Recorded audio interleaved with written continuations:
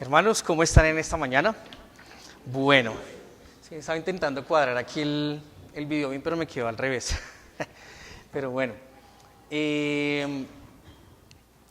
hermanos, en esta mañana vamos, si el Señor lo permite, a iniciar un estudio nuevo, ¿sí?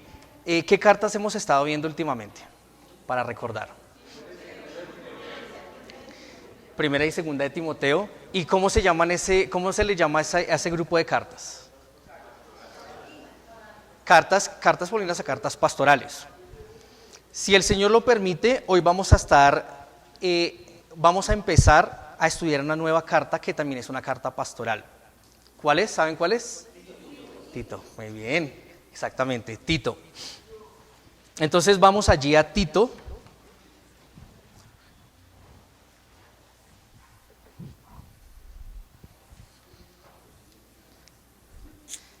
Tito capítulo 1.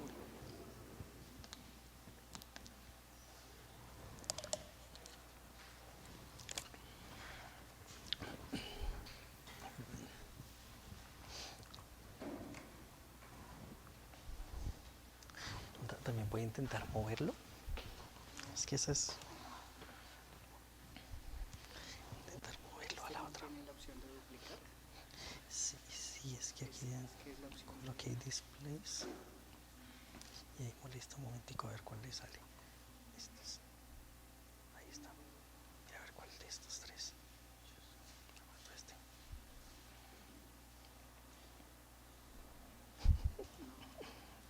Bueno, en fin. Vamos mientras tanto vamos a empezar. Vamos a estar, si el Señor lo permite, hermanos, en los versículos del 1 al 4.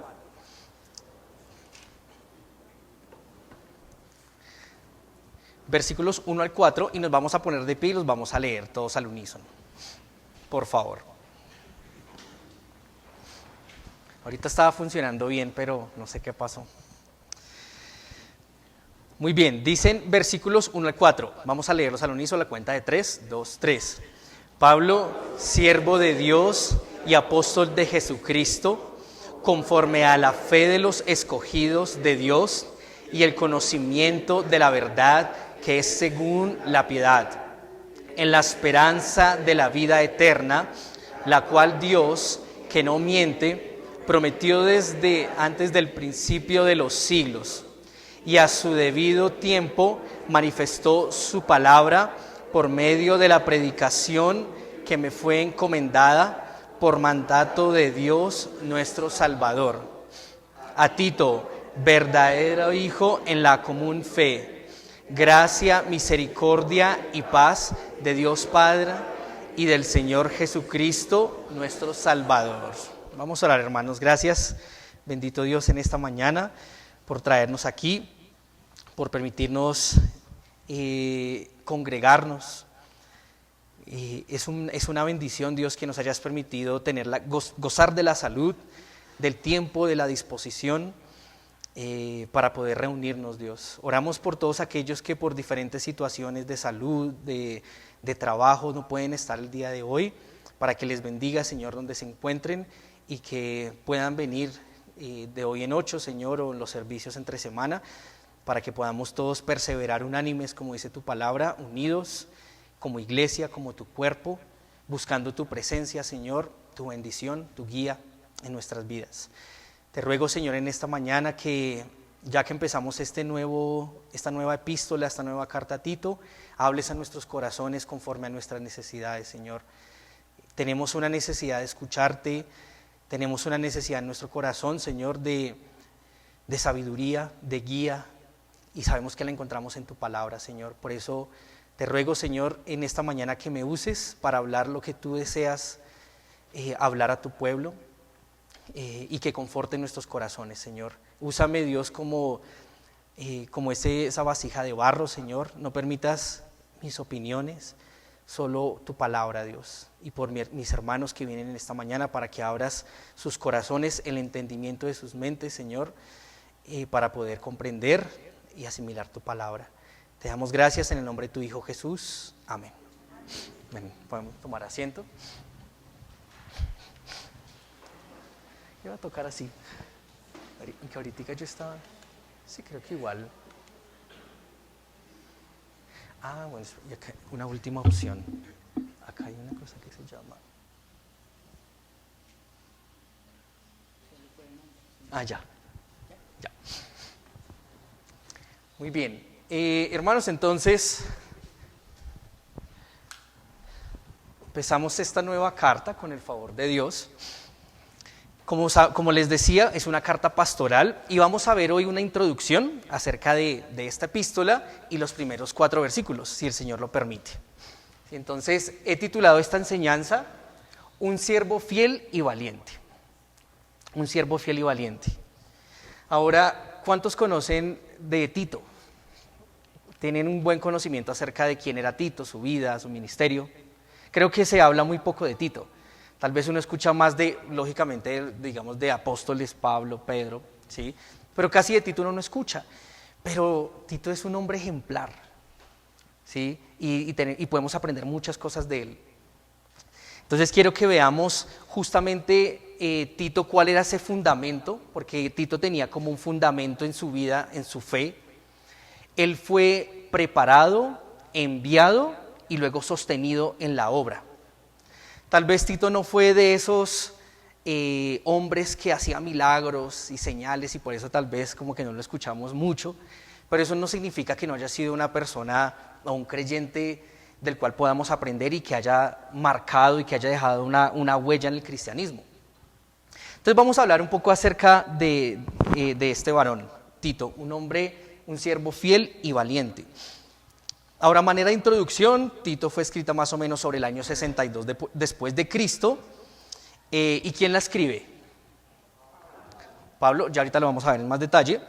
Pablo a este joven pastor, también era joven. Algunos comentaristas dicen que era un poco mayor que Timoteo, pero igual era un joven pastor, alrededor de 40 años. Y el versículo 5, si vamos allí en el capítulo 1, versículo 5, nos dice que por esta causa te dejé, ¿en dónde? ¿En dónde estaba haciendo ministerio Tito? En Creta, ¿sí? En Creta, para que corrigieses lo deficiente. Entonces, ¿cómo llegó Tito a Creta? Ahí como para darles un pantallazo rápido, entre los 2 encarcelamientos de Pablo en Roma. ¿Recuerdan que Pablo fue encarcelado 2 veces en Roma? ¿Sí? Entonces, una vez fue encarcelado, luego fue librado. Y cuando fue librado, cogió a Timoteo y se fue ¿para dónde? ¿Dónde era pastor Timoteo? Para recordar.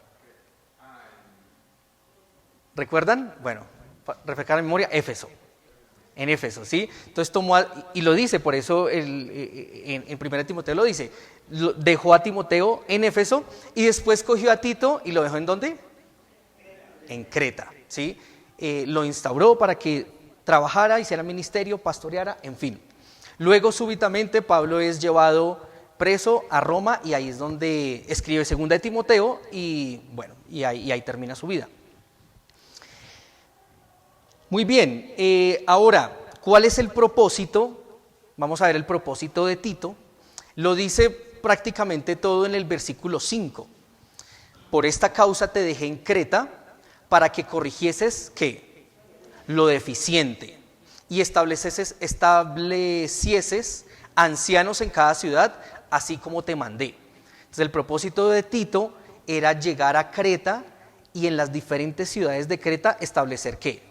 Ancianos y corregir ¿qué? Lo deficiente. Sí, es decir, las iglesias en Creta tenían deficiencias, problemas, errores y debía Tito llegar a instaurar pastores ancianos que se encargaran de liderar con un buen ejemplo, con una vida piadosa, esas diferentes iglesias. Y ya vamos a ver por qué, ¿sí? Ya vamos a ver por qué era necesario corregir. Muy bien, vamos a ver un poquitico rápidamente la división. La división, ¿cuántos capítulos tiene Tito? 3, es realmente una epístola muy corta. Y digamos que la primera división está de los versículos 1 al 4, donde se habla del saludo, el saludo. Luego en los versículos ya más adelante del 5 al 16 se le encarga a Timoteo establecer ancianos y corregir la conducta de falsos maestros. Entonces aquí nos empieza a hablar de ese primer grupo de personas en estas iglesias que debían ser corregidos. Son los maestros que habían, que ahí la Biblia los llama como contumaces, habladores de vanidades, engañadores. Imagínense cómo era esa iglesia. Estaba siendo liderada por hombres que eran habladores de vanidades, engañadores. ¿Qué tal ser parte de esa iglesia de Creta? Difícil, ¿no? Con esos líderes, empezando por el liderazgo, ¿no? Luego nos dice en los versículos, capítulo 2, versículo 1 hasta el 3:7, el encargo para corregir la conducta de la congregación. Hermanos, aunque pues a veces no debería ser así, porque uno cuando viene a congregarse debería tener sus ojos ¿en quién? En Jesús, ¿cierto? Uno viene acá, sí, de pronto nos ven a nosotros como líderes, pero en realidad, ¿en quién están puestos sus ojos? ¿En nosotros? No, en Jesús, el autor y consumador de la fe. Pero inevitablemente, hermanos, si hay un mal liderazgo en una iglesia, la iglesia va a ir también en pique. De pronto algunos que saben discernir dirán, no, yo me voy, porque están enseñando falsa doctrina, o se paran y defienden y no permiten que se enseñe la falsa doctrina, etc. Pero hay otros que tal vez no tienen suficientes bases. ¿Y qué va a pasar con esas personas? Pues van a ir detrás de esos falsos o malos líderes. Entonces, lastimosamente, la iglesia de Creta había seguido el mal ejemplo de esos líderes. Y vamos a ver que Pablo le pide a Tito que corrija malas conductas, empezando por los ancianos. En el capítulo 2, vamos a verlo rápidamente, dice que los ancianos sean sobrios. ¿Qué quiere decir? ¿Por qué le manda que sean sobrios? Porque no estaban siendo sobrios, ¿cierto? Dice, o sea, que sean sobrios, o sea, no eran sobrios, dice que sean serios. No eran serios, no eran prudentes, versículo 2, no eran sanos en la fe, no andaban en amor y no eran pacientes. ¿Se imagina una iglesia así con ancianos así? Y ahora las ancianas no eran reverentes en su porte, eran calumniadoras, esclavas del vino. ¿Se imaginan? Esclavas del vino. No eran maestras del bien, no enseñaban a las mujeres jóvenes a amar a sus maridos, a sus hijos, a ser castas, sujetas, etc. Versículo 6 nos dice a los jóvenes que sean prudentes. Iglesia llena de jóvenes imprudentes, ¿sí? Irreverentes. Versículo 9 dice, exhorta a los siervos a que se sujeten a sus amos, que agraden en todo, que no sean ¿qué? Respondones. Entonces los siervos que habían ahí eran unos ¿qué? Unos respondones. O sea, hasta el momento, ¿cómo les parece a ustedes esa iglesia? Si ustedes fueran a esa iglesia en Creta, ¿creen que es un buen testimonio? O sea, ¿dónde está ahí el evangelio? ¿Cierto? ¿Dónde está Dios? O sea, una iglesia donde los ancianos no son serios, las mujeres no se visten bien, son calumniadoras, chismosas, los jóvenes hacen lo que quieren y los siervos son respondones. Uno dice, uy, no, hay algo que corregir en esta iglesia. Muy bien, luego en los versículos 3, capítulo 3, versículos 8 al 11, Pablo le enseña a Timoteo cómo debe lidiar con aquellos que causan división. ¿Sí? Aquellas personas que les dice, oiga, no enseñe esto porque esto no es conforme a la Biblia, y aún así lo siguen enseñando. Pablo les dice, a estas personas es preciso taparles la boca y si es necesario expulsarlos de la iglesia. Así uno debe ser tajante con los falsos maestros. Algunos dirán, ay, pero en esa iglesia no hay amor, no hay misericordia. Obviamente hay amor y misericordia al trato de la persona buscando que se arrepienta, pero si la persona sigue con falsas enseñanzas, con conductas que no son correctas y que dañan la congregación, ¿qué pasa con esas personas? Dijo el pastor Sambo, sácata, para afuera. Y palabras finales, capítulo 3, versículos 12 al 15. Esta es un poco una breve introducción de esta epístola. Muy bien, quiero mostrarles, si sirve,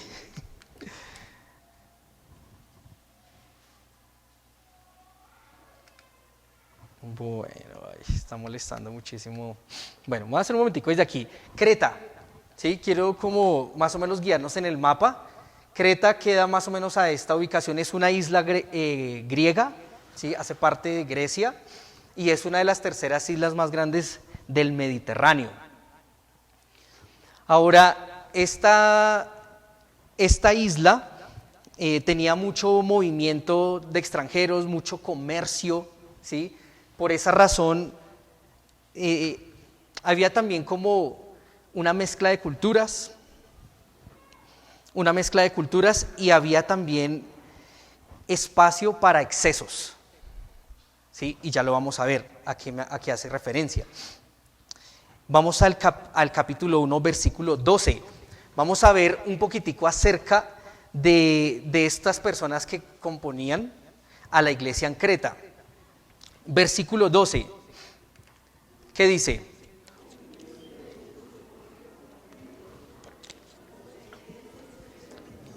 ¿Cuál era la fama de los cretenses? Siempre mentirosos. ¿Qué más? Malas bestias. Ahora, esto no lo dice Pablo. Pablo no es que estuviera desprestigiando a la iglesia. No, él mismo lo dice como uno de ellos, su propio profeta, ¿sí? Uno de los cretenses mismos decían eso porque esa era la fama de Creta. Malas bestias, eran como animales, glotones y ociosos. Y adivinen a quién mandaron allá a corregir y a enfrentar esa situación, al pobre Tito. ¿Sí?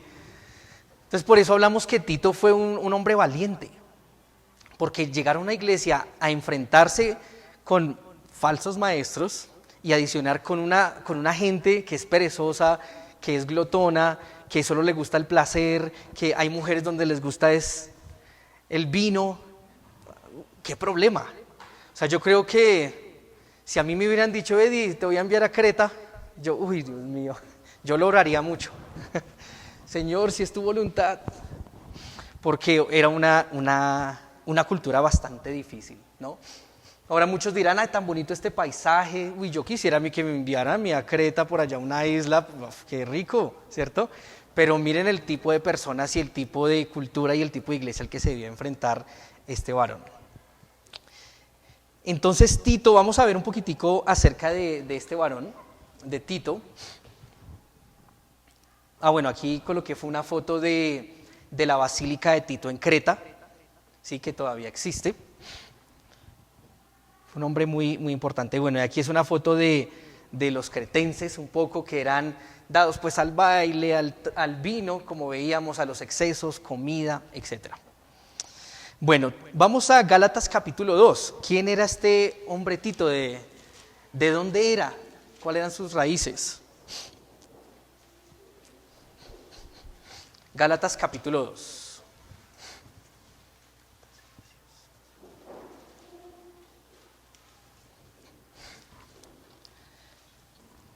Gálatas capítulo 2, versículo 3, nos dice, mas ni aun Tito, que estaba conmigo, con todo y ser griego, fue obligado a circuncidarse. Entonces, ¿cuál era la nacionalidad de Tito? Griego, ¿cierto? Era griego. Pero este Tito fue uno de los colaboradores más cercanos de Pablo después de Timoteo. Después de Timoteo era el que estaba ahí, ¿sí? El que estaba ahí con él. Miremos allí rápidamente en 2 de Corintios capítulo 2.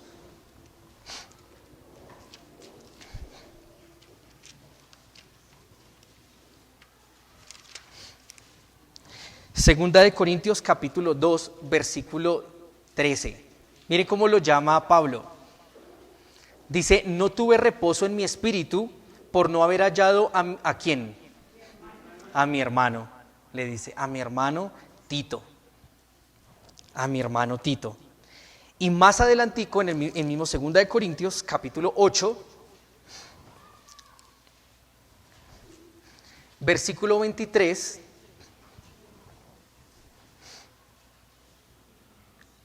¿qué nos dice? ¿En cuanto a quién? En cuanto a Tito, es mi compañero y colaborador para con vosotros. Y en cuanto a nuestros hermanos, son mensajeros de la iglesia, gloria de Cristo. Muy bien, entonces era ese compañero, ese colaborador cercano de Pablo. Y bueno, ahorita pues, leímos en Gálatas, pero digamos que Tito fue uno de esos primeros hombres convertidos fieles de los viajes misioneros de Pablo. Y Pablo los lleva al concilio de Jerusalén en Hechos capítulo 15 como muestra de, miren, el Espíritu Santo también llega sobre gentiles y no sobre judíos solamente. Y no era necesario circuncidarse porque él no se circuncidó. Mostrando que la salvación, la fe y el Espíritu Santo llegan a todos aquellos que profesan la fe, que son de la fe y no necesariamente aquellos que son de descendencia judía, ¿sí? Porque si la salvación fuese para los judíos, entonces usted y yo no estaríamos aquí, ni estaríamos gozando de la salvación. Pero como es por la fe, y el Señor salva es por gracia, por medio de la fe, nosotros también somos partícipes de la salvación. Muy bien, ahora vamos a ver más adelante, pero a diferencia de Timoteo, Timoteo era un poco tímido. Tito era un poco de un carácter más fuerte y era necesario que fuese un carácter más fuerte para lidiar con todas estas situaciones en esta iglesia. Muy bien, hermanos, vamos al capítulo 1.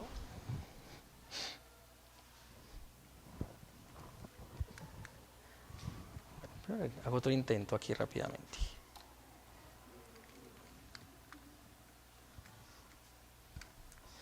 Muy bien, ya funciona. Listo, sí. Listo, entonces como les dije, Tito, un siervo fiel y valiente. Entonces vamos a ver que era un hombre que estaba fundamentado, ¿sí? Y eso es muy importante y de eso vamos a entrar en detalle un poquitico hoy. Como les mencionaba, un hombre preparado, un hombre enviado y un hombre también sostenido en la obra. Muy bien, ahora vamos a iniciar con eso de fundamentado en la fe y esto es supremamente importante. Vamos a el versículo 1 de Tito. Tito 1:1.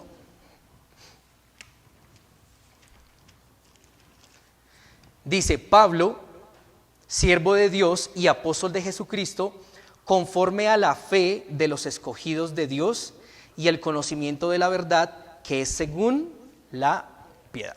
Entonces primero nos habla acerca del autor, que es ¿quién? Pablo, ¿sí? Ahora, ¿cómo se presenta Pablo? ¿Cuáles son las credenciales de Pablo en este versículo 1? Primero, siervo de Dios y después apóstol, ¿cierto? Apóstol de Jesucristo. Y ahora es interesante que la palabra siervo, ¿sí? Siervo de Dios, aquí no le hace como mucha como justicia a la palabra en el original, porque la palabra en el original es esclavo, que es doulos, que quiere decir un esclavo sin derechos que se ha sometido voluntariamente a su amo. Ese era Pablo, sometido voluntariamente a su amo Jesucristo, rindiendo completamente todos sus derechos. Eso es un verdadero siervo de Dios, a cual que se rinde completamente para hacer la voluntad de su amo. Y luego dice que es un apóstol, ¿cierto? Cuando uno escucha la palabra apóstol, uno dice, uy, el ministerio apostólico. Pero Pablo, antes que un apóstol, se identifica como un siervo, ¿sí? La importancia de, sobre todas las cosas, hermanos, somos siervos, ¿sí? Y Pablo lo demuestra así, era un siervo. Y dice la palabra apóstol. Ahora voy a dar simplemente un pequeño resumen por causa de una hermana que tal vez escribió en el grupo, al hermano Manuel le dijo apóstol, apostolado, por su apostolado. No sé si lo vieron en el grupo de la iglesia. Entonces yo ahí le coloqué como, bueno, hermana, bíblicamente no hay esos apóstoles encomendados por nuestro Señor Jesucristo. Entonces quiero hacer un pequeño clic ahí. Ahora, la palabra apóstol en sí significa una persona enviada, ¿sí? Y por eso la Biblia menciona muchas veces apóstol, incluso a los que no son los 12 apóstoles, y a Pablo. ¿Sí me hago entender? Porque se puede utilizar en un término general como alguien que es enviado, pero cuando hablamos del ministerio fundacional, que ese sí es el ministerio que nuestro Señor Jesucristo instituyó para fundar su iglesia, ese tipo de apóstol ya no está, ya no existe ese ministerio. ¿Por qué? Porque la iglesia ya fue ¿qué? Fundada, o sea, ya los fundamentos, los cimientos ya están. ¿Sí? Recuerden en Hechos capítulo 2, versículo 42, cuando dice que ellos perseveraban en las oraciones, en el partimiento del pan y en ¿qué más? En la doctrina de ¿quiénes? De los apóstoles, de los 12 apóstoles que ya había sido puesta. Pablo también dice, yo como perito arquitecto coloco el fundamento. Pablo colocó parte de ese fundamento de lo que es la iglesia, ¿sí? Entonces por eso hoy no podemos hablar de que haya un apóstol como ministerio fundacional que lo acompañaban los milagros, las señales y todos esos dones sobrenaturales, ¿sí? Entonces por eso si van a una iglesia y le dicen, no, es que el apóstol tal hoy tiene noche de milagros, ¿cierto? Hoy tiene noche de sanación, todos tienen que venir. Es un charlatán, porque el Señor ya dejó su fundamento a través de sus 12 apóstoles y autenticó ese fundamento y a los apóstoles con milagros y señales que ya, para ese momento. Ya hoy en día se construye, Pablo lo dice, uno ya construye sobre ese fundamento y ya ahí entran los maestros, los evangelistas, los pastores a enseñar sobre ese fundamento ya puesto. ¿Sí me hago entender, hermanos? Cierro paréntesis. Muy bien. Muy bien, entonces nos dice la palabra siervo y apóstol de Jesucristo, ¿conforme a qué? A la fe, ¿sí? La fe es clave en la vida de un cristiano, ¿cierto? Y mucha gente dice que tiene fe en Dios, ¿sí? No, es que yo le pido a Dios y yo tengo fe, ¿sí han escuchado eso? Yo tengo fe que Dios me va a sanar. Y uno dice, bueno, amén, si es la voluntad del Señor, ¿sí? Pero a veces la fe se convierte en algo como tan místico, ¿sí? Como que hay gente que dice, sí, yo sé que esto se puede hacer, yo confío en él, pero uno dice, y no se dan las cosas. Entonces, ¿qué pasó? No tuvo suficiente fe, ¿cierto? Porque eso es lo que dicen los falsos, ¿no? Pídele a Dios con fe y Él te va a sanar. Y si no te sana, entonces no, te faltó fe o no tienes fe, ¿sí? Entonces se vuelve como algo como extraño, como ¿qué es la fe? ¿Sí?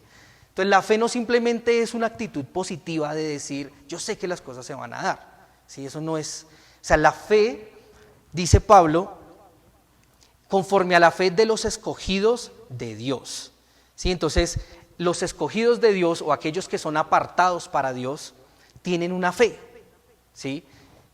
Están en el marco de una fe. Y ese marco de esa fe, ¿cuál es? Continúa el versículo diciendo, conforme a la fe de los escogidos de Dios y el ¿qué? El conocimiento de la verdad. Entonces aquí voy a hacer como una pequeña pirámide, ¿sí? Entonces la fe está fundamentada ¿sobre qué? Sobre el conocimiento, ¿sí? O sea, yo no puedo ejercer fe si yo no conozco, yo no puedo ejercer fe en Dios si no sé quién es Dios. Yo necesito saber quién es Dios para poder ahí sí tener fe. Por eso dice la palabra, dice que la fe viene por el oír y el oír por el conocimiento de Dios, la palabra de Dios, ¿sí? La fe, dijo alguna vez una persona, la fe es creer algo en lo que yo estoy seguro que no existe o que no es real. Eso suena como un poco trabalengua, ¿cierto? Lo repito, la fe es creer algo que yo sé que no es real. No, eso no es la fe, hermanos. La fe no parte de, no, yo sé que eso es mentira o yo sé que eso no es real, pero yo creo. No, la fe parte es un compromiso con eso que se cree y que yo tengo seguridad de que es real, ¿sí? Y que es real, ¿sí? Por eso nuestra fe tiene que sí o sí estar basada en un conocimiento. Y ese conocimiento, a su vez, dice el versículo 1, conforme a la fe de los escogidos de Dios y el conocimiento de ¿qué? De la verdad. Ese conocimiento no puede ser cualquier conocimiento, sino que es un conocimiento verdadero que está basado en la verdad, ¿sí? ¿Por qué Pablo utiliza la palabra verdad? Porque los cretenses eran ¿qué? Mentirosos, ¿sí? Eran mentirosos y ellos inventaban una cantidad de cosas.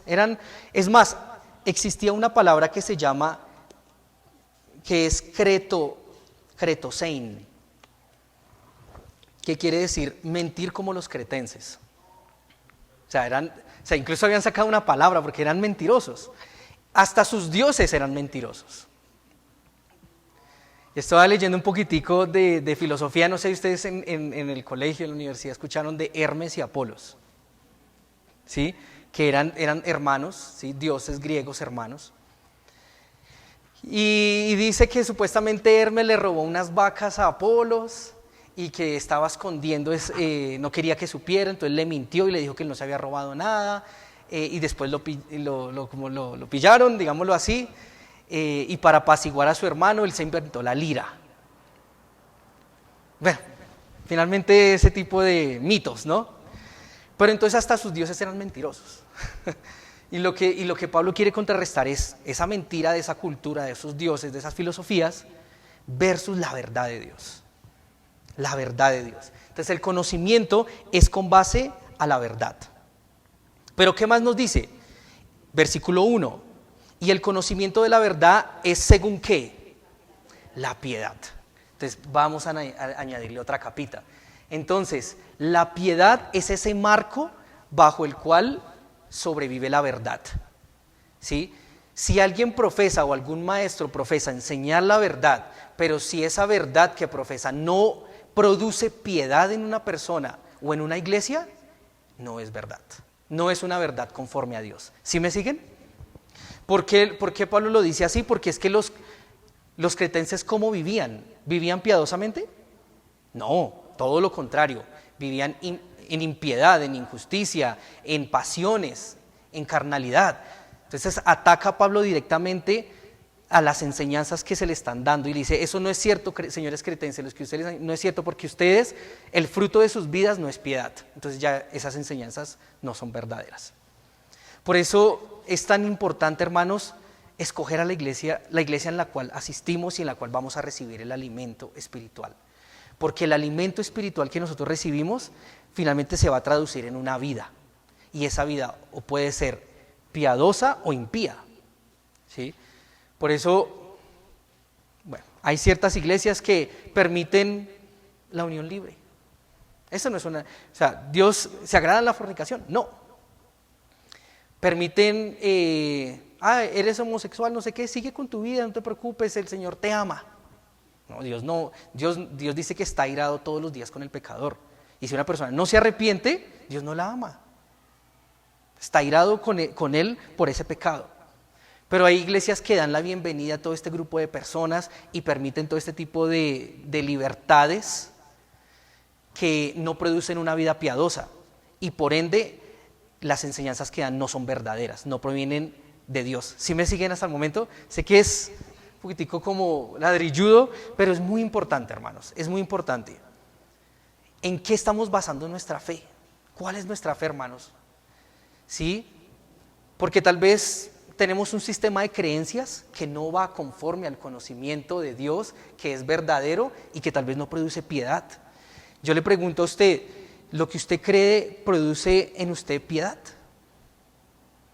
¿O todo lo contrario? Más bien le da como, esta enseñanza o esto que yo creo me da como cierta libertad para hacer lo que yo quiero, ¿cierto? Para darle libertad a mi carne. Si hay algo así, esa es una enseñanza incorrecta que no proviene de Dios. Muy bien, ¿qué más dice? Versículo 2. En la esperanza de la vida eterna. ¿Sí? Entonces, a su vez nos dice que este sistema de fe, este conocimiento que es verdadero, que produce piedad, tiene una base muy importante. ¿Cuál es esa base? La esperanza de la vida eterna, hermanos.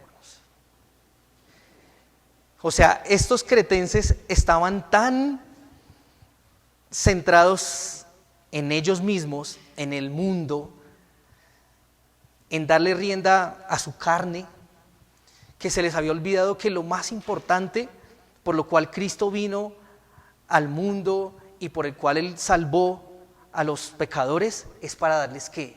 Vida eterna. Eso es lo más importante, hermanos, y eso nunca se nos puede olvidar, nunca se nos puede, no puede salir de nuestra mente. Nuestro fin último, nuestro mayor anhelo, nuestra mayor esperanza, ¿cuál es? Que Dios nos quite el problema de salud, que Dios nos dé un trabajo, una esposa o un estudio. ¿Ese es algo bueno?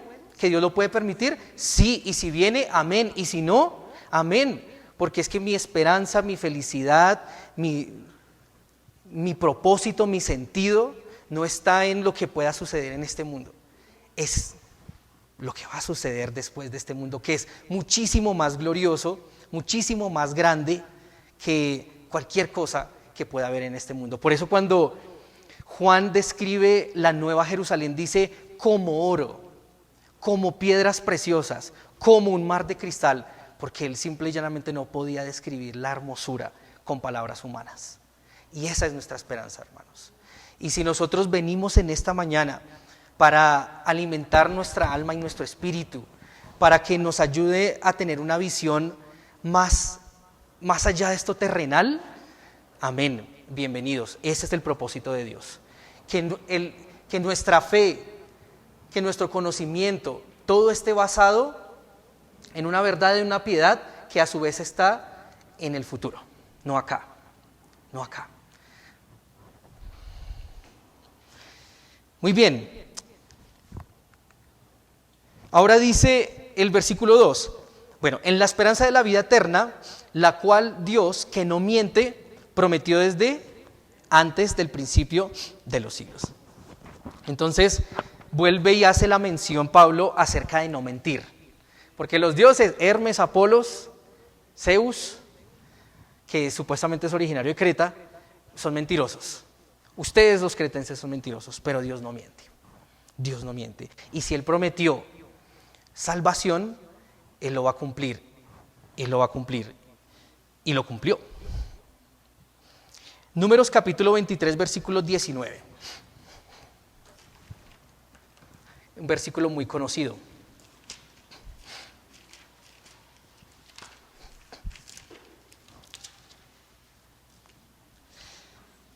Números 23, 19.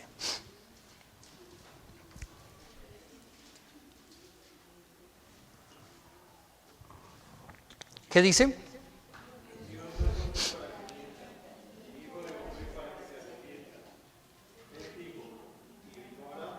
Habló y no lo ejecutará. Así es. Ese es nuestro Dios, mis hermanos. Que no miente, que cumple. Y Él prometió desde antes del principio de los siglos una esperanza de vida eterna. Una esperanza de vida eterna.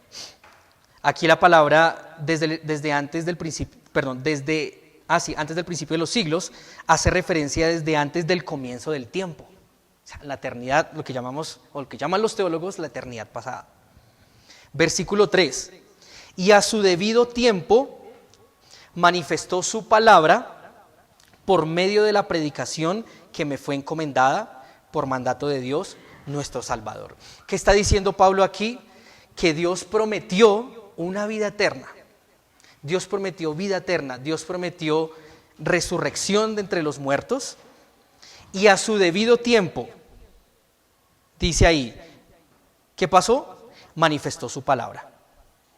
En el tiempo oportuno, manifestó, puso en evidencia su palabra y envió a Jesús. Dios prometió, para resumir, Dios prometió vida eterna y a su debido momento envió a Jesús. ¿Para qué? Para que todo aquel que en él cree no se pierda, mas tenga vida eterna. Entonces aquí está diciendo Pablo que Dios cumplió, Él prometió que iba a enviar un medio para que el hombre fuera salvo y lo envió a Jesús. Y envió y comisionó hombres como Pablo para que por la predicación muchos escucharan ese evangelio, esa verdad, y pudieran tener la vida eterna. Entonces el Señor cumplió. Ahora hay muchísimas más promesas que están por cumplirse y que el Señor va a cumplir porque Él no miente. Porque la palabra lo dice, Él dijo y no hará, habló y no lo ejecutará. Así que hermanos, por eso nuestra fe está basada en la esperanza de la vida eterna, porque estamos completamente seguros que el Señor nos la va a dar un día, ya sea cuando partamos de este mundo o cuando Él venga por segunda vez. Amén. Hebreos capítulo 6, versículo 18.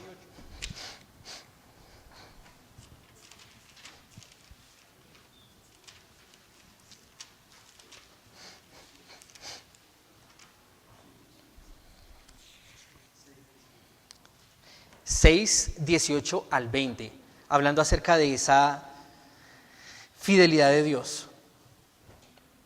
El versículo 18 dice: para que por dos cosas inmutables, en las cuales, ¿qué es?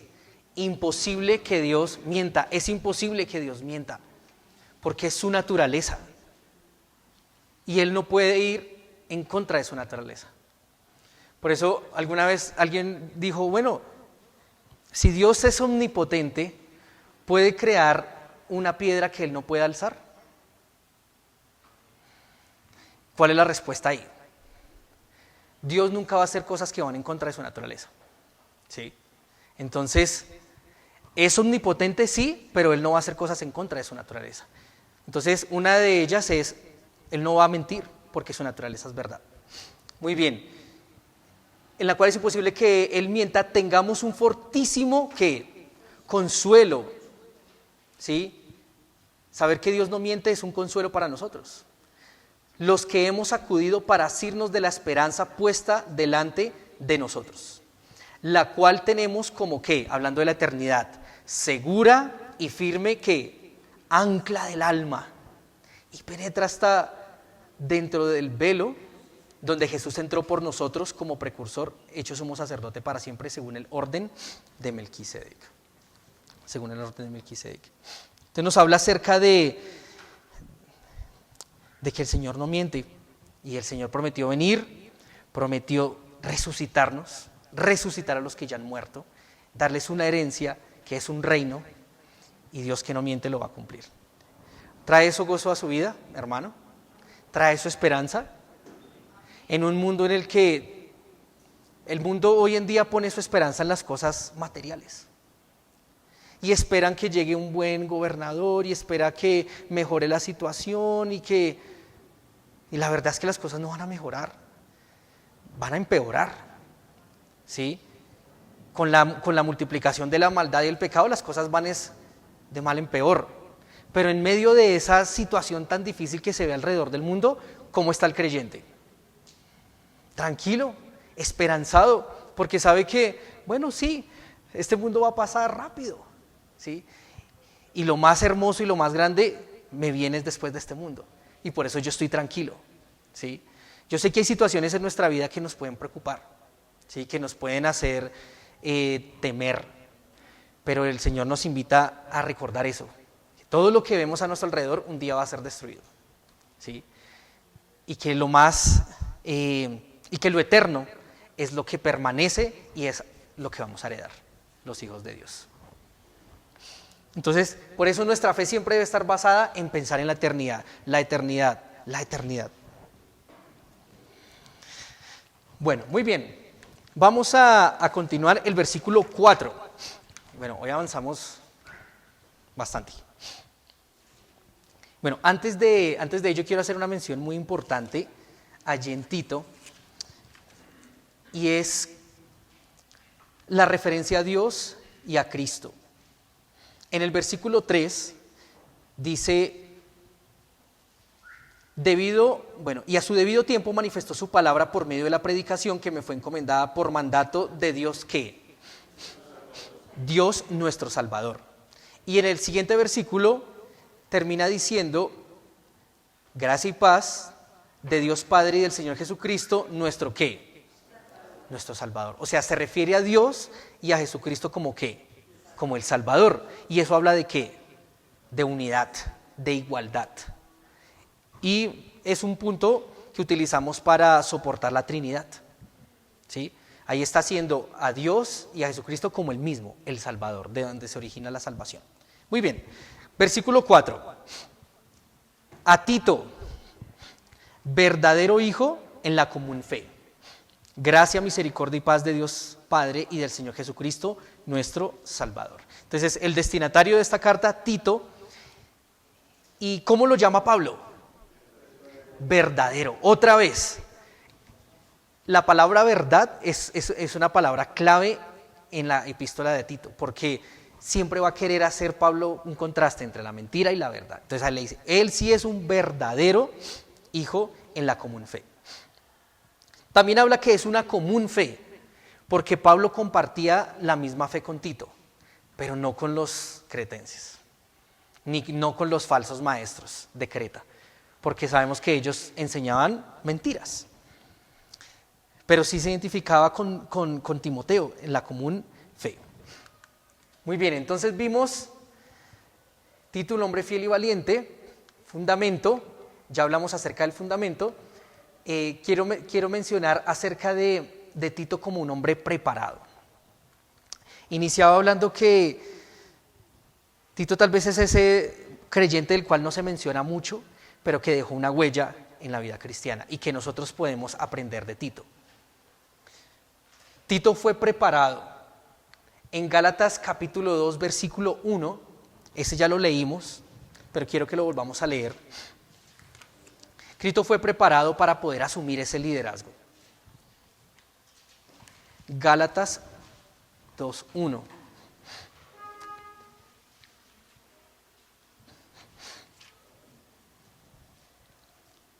Después pasados, vamos a leer hasta el 3. Después pasados 14 años, subí otra vez a Jerusalén con Bernabé, llevando también conmigo a Tito. Pero subí según una revelación para no correr o haber corrido en vano. Expuse en privado a los que tenían cierta reputación. Expuse en privado a los que tenían cierta reputación el evangelio que predico entre los gentiles. Mas ni aun Tito que estaba conmigo, con todo y ser griego, fue obligado a circuncidarse. ¿Por qué traigo este versículo? Porque aquí Pablo va al concilio de Jerusalén con Tito. ¿Recuerdan qué era el concilio de Jerusalén? Yo les voy a recordar, no se preocupen, ¿sí? El concilio de Jerusalén lo encontramos en Hechos capítulo 15. ¿Y por qué es importante? Porque en Hechos capítulo 15 se define algo muy importante en el cristianismo, hermanos. Y es que el que se convierte a Jesús, al cristianismo, no tiene que circuncidarse, ni tiene que guardar nada de la ley. ¿Sí me siguen? Ni guardar las fiestas, ni absolutamente nada de eso. Eso fue una decisión que se tomó en el concilio de Jerusalén en Hechos capítulo 15. Ahora, hoy en día hay muchos que guardan la ley y que se circuncidan. Si uno dice, pero ¿cómo es posible si es que la Biblia es tan clara? Gálatas, todo el libro de la carta a Gálatas habla de la fe versus las obras, la ley, el espíritu versus la ley. Pero aún así hay hombres que insisten en que hay que congregarse el sábado y no el domingo. ¿Se han escuchado de personas así? Y ahí uno tiene que entrar y hablarle que nosotros no estamos bajo la ley. Una persona que se congrega un sábado está siguiendo cierta tradición judaica que nosotros no somos llamados a cumplir. No, es que yo me voy a circuncidar. No, es que yo me voy a volver a casar por lo judío. ¿Qué es eso? ¿En dónde dice eso la palabra? O sea, vivimos por el Espíritu, ¿sí? Vivimos por el Espíritu y por la fe. Eso es al gentil. Pero entonces en este tiempo se dio esa conversación fuerte, ¿sí? Y habían unos judíos, unos fariseos, y por otro lado estaban los discípulos, y los fariseos decían que tienen que circuncidarse, que tienen que cumplir la ley, y estaban por otro lado los apóstoles diciendo que no, que la salvación es por gracia, por medio de la fe. Y al fin la conclusión de todo eso fue, no tienen que cumplir la ley, es por gracia, por medio de la fe. Esa fue amén, que esa fue la conclusión, porque Dios siempre detrás de todo está dirigiendo y tiene su soberanía y quiere cuidar a su iglesia. Pero ¿quién estuvo en medio de esa disputa tan fuerte? Tito, ¿sí? Tito estaba ahí. Entonces él se estuvo preparando viendo estas conversaciones, estos concilios, haciendo parte de ello. Ahora, ¿cómo más fue preparado Tito? Segunda de Corintios capítulo 7.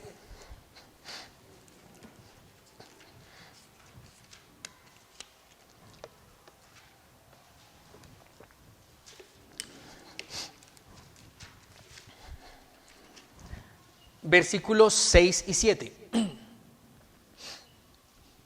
Dice, pero Dios, que consuela a los humildes, nos consoló con la venida de Tito.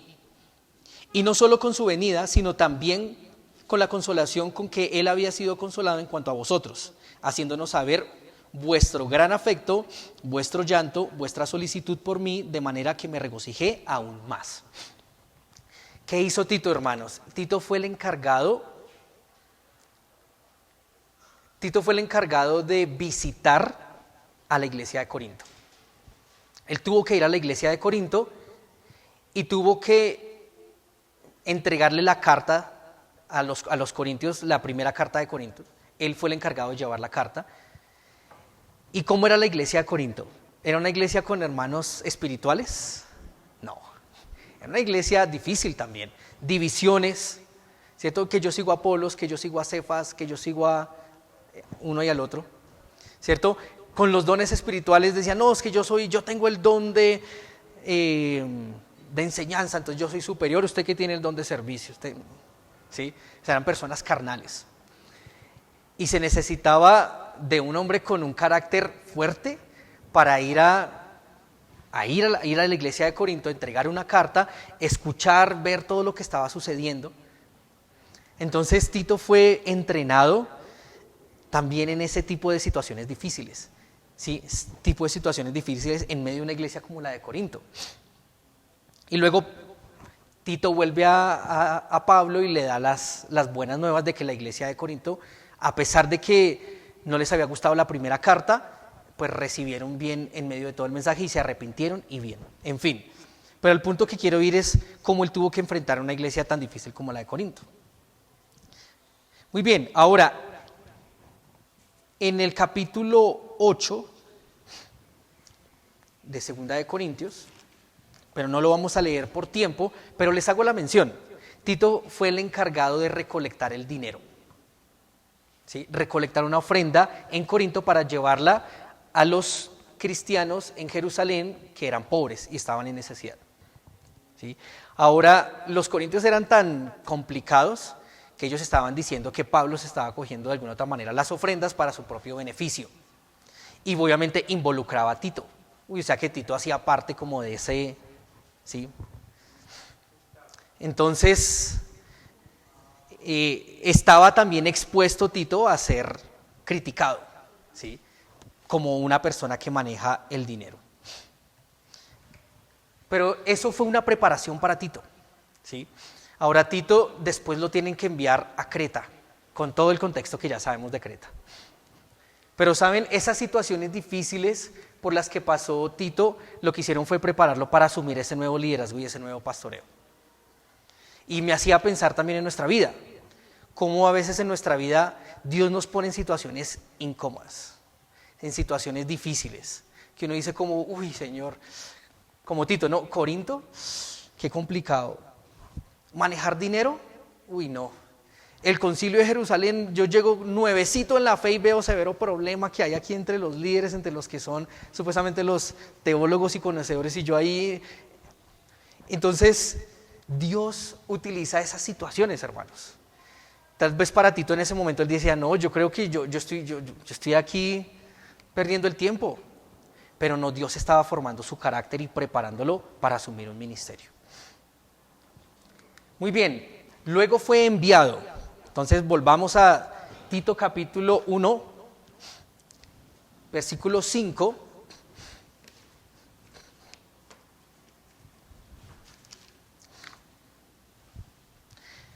Por esta causa te dejé, ¿dónde? En Creta. Ahí es el envío, para que corrigieses lo deficiente y establecieses ancianos en cada ciudad.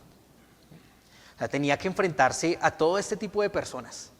A todo este tipo de personas. Quiero que vayamos a un versículo muy importante en el capítulo 2, versículo 11 de Tito. 2:11. Otra palabra clave de esta epístola es buenas obras.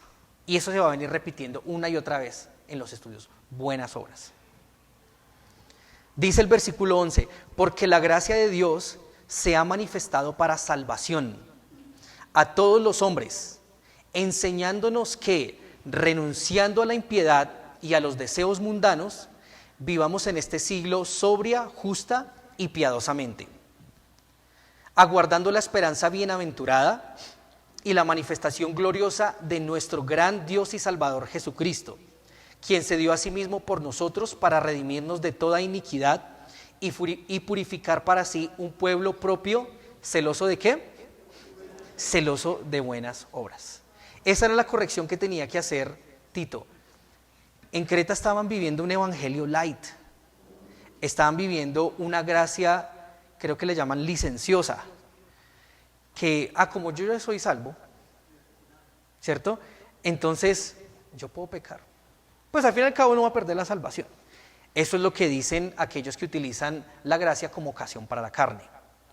Pero la realidad es que el que ha nacido de nuevo, el que ha creído en Cristo, no se deleita más en la carne. Entonces hay una línea divisoria entre una persona realmente convertida y un simple simpatizante.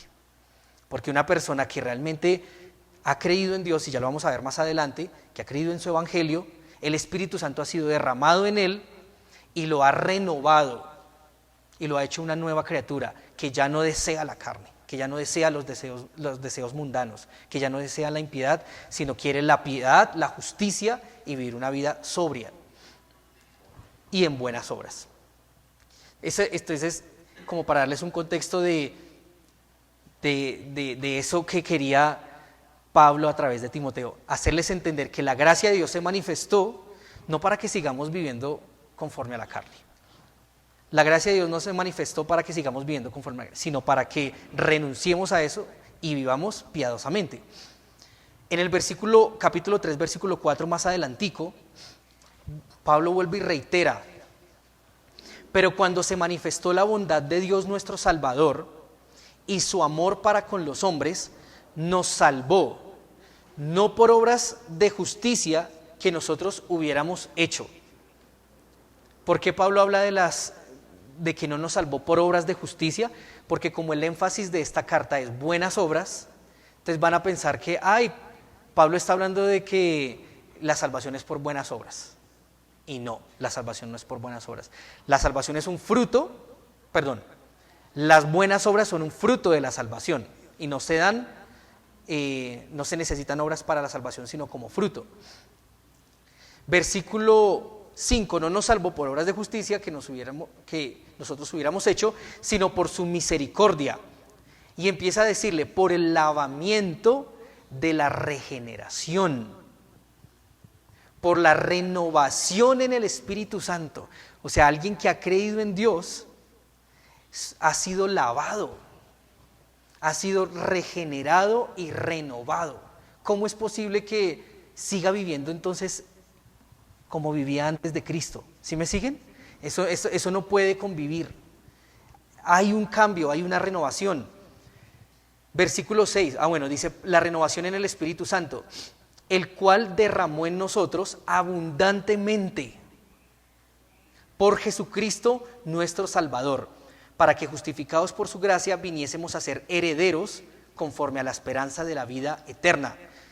Versículo 8, palabra fiel es esta, y en estas cosas quiero que insistas con firmeza, firme Timoteo en esto, para que los que creen en Dios, ¿qué pasa? Procuren ocuparse en buenas obras. Entonces, señores cretenses, señores maestros, si ustedes dicen que creen en Dios, tienen que ocuparse en buenas obras, porque lo que ustedes están haciendo no son buenas obras, ¿sí? Llevándolo a nuestro contexto, señores Iglesia La Serena, si ustedes creen en Dios, ¿qué buenas obras están haciendo hoy? O más bien, todo lo contrario, siguen viviendo en esas obras de la carne. ¿Qué buenas obras estamos haciendo hoy? ¿Sí? O tal vez seguimos pensando más en el dinero, pensando más en la riqueza, todavía somos como los ancianos de ahí. Los ancianos de ahí no son reverentes, no son prudentes, no son serios, no son sobrios. Las ancianas, las mujeres, no son reverentes en su porte, ¿cierto? Etcétera. Como empleados somos respondones a nuestros jefes. Todo este tipo de cosas, hermanos, o sea, si de verdad creemos en Dios, esas cosas cambian. Y ahora debemos empezar a hacer buenas obras. Porque si no va a pasar lo de los falsos maestros. capítulo 1, versículo 16. Profesan conocer a Dios, pero con los hechos, ¿qué pasa? Lo niegan. ¿Sí? Entonces, hermanos, nosotros, con lo que hacemos, ¿qué estamos haciendo? ¿Negando a Dios o todo lo contrario? Demostrando que Dios existe y que vive en mí. Esa es una enseñanza importante en esta epístola a Tito. Muy bien, es enviado a eso, pero también es sostenido. Entonces ya con esto terminamos en el versículo 4, hermanos, 1:4. Tito, verdadero hijo en la común fe, gracia, misericordia y paz de Dios Padre y del Señor Jesucristo, nuestro Salvador. Entonces aquí Pablo le desea 3 ingredientes que van a ser esenciales, necesarios para tener un ministerio exitoso, para ser un creyente conforme a Dios. Primero dice la gracia. Timoteo, vas a necesitar la gracia de Dios, ¿sí? Y quiero que sepas que la tienes a tu disposición. Pero no solamente la gracia, que vas a necesitar también la misericordia de Dios. Porque van a haber momentos en que vas a caer, vas a fallar y vas a necesitar esa misericordia de Dios, perdonándote, levantándote nuevamente para continuar en tu ministerio. Y la paz en medio de ese caos.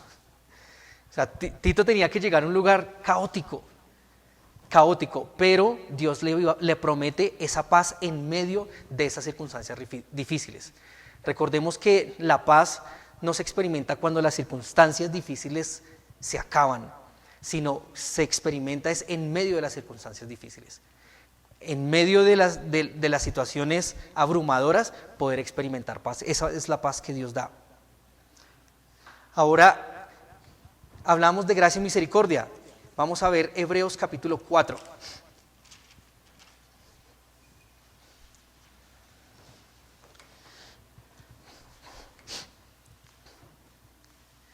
Dice, acerquémonos, bueno, me gusta el versículo 15, porque no tenemos un sumo sacerdote que no pueda compadecerse de nuestras debilidades, sino uno que fue tentado en todo según nuestra semejanza, pero sin pecado. Versículo 16, acerquémonos pues confiadamente al trono de ¿qué?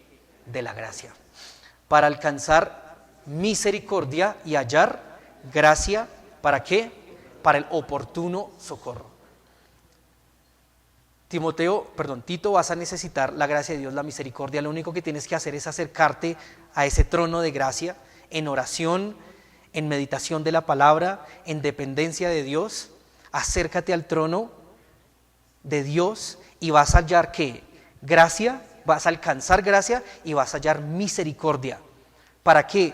Para esos momentos en que necesitas socorro. Ese momento oportuno, justo, en el que más necesitas socorro, ve al trono de la gracia.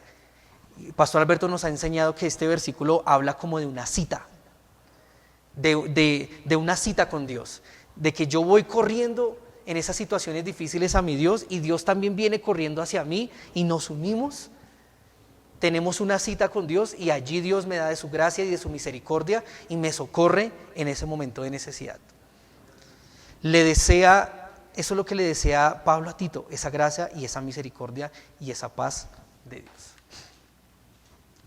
Muy bien, hermanos, ya para terminar, preguntas que nos debemos hacer.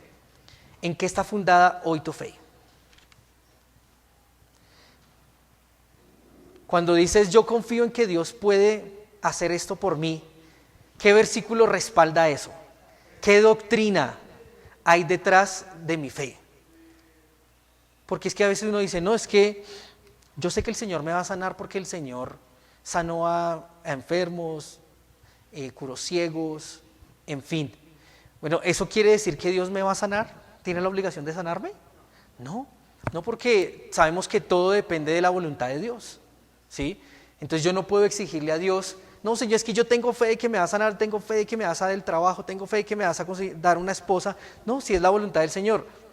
No podemos imponer, obviamente, nuestros anhelos, nuestra voluntad sobre la voluntad de Dios. Entonces, ¿en qué está fundamentada nuestra fe? ¿Cómo navegamos nosotros nuestra vida cristiana? ¿Cuál es el conocimiento que tenemos?